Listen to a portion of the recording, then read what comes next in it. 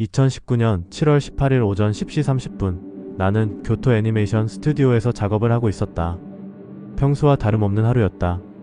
누군가는 책상 앞에서 캐릭터 디자인을 그리고 있었고, 다른 팀원들은 원화를 수정하며 바쁘게 움직이고 있었다. 하지만 그날 평온했던 우리 스튜디오는 지옥이 되어버렸다.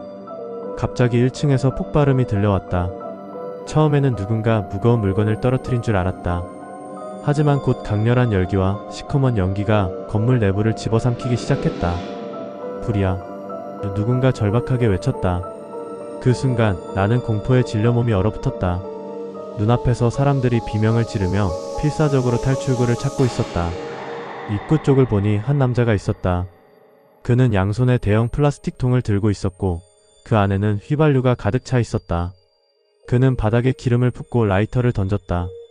순간 거대한 불길이 건물 전체를 덮었다. 모든 것이 불타고 있었다.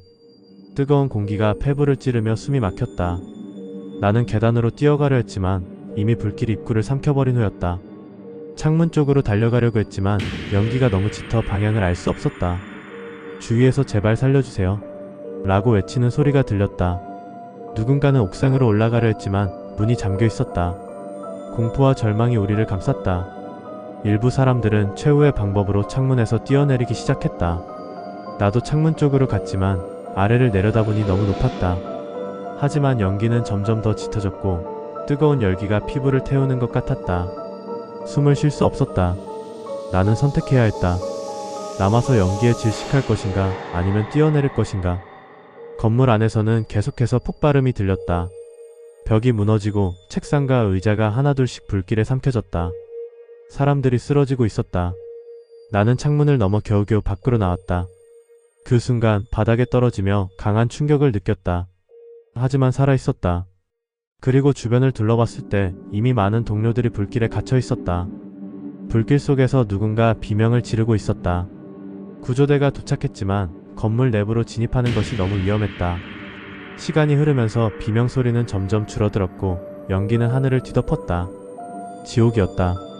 불길이 완전히 잡혔을 때 그곳에 남아있던 36명의 동료들은 모두 목숨을 잃었다. 우리는 그들을 구할 수 없었다.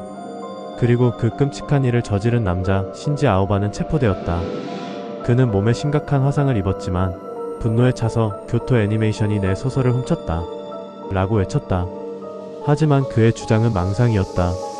그는 단순한 망상으로 인해 수십 명의 생명을 앗아간 것이다. 나는 여전히 그날을 잊을 수 없다.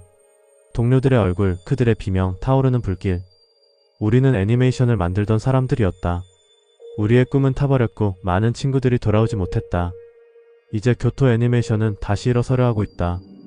하지만 그날의 상처는 영원히 남을 것이다. 나는 그날을 기억할 것이다. 그리고 이 비극을 우리는 절대 잊어서는 안 된다. 구독과 좋아요는 컨텐츠 제작에 큰 힘이 됩니다.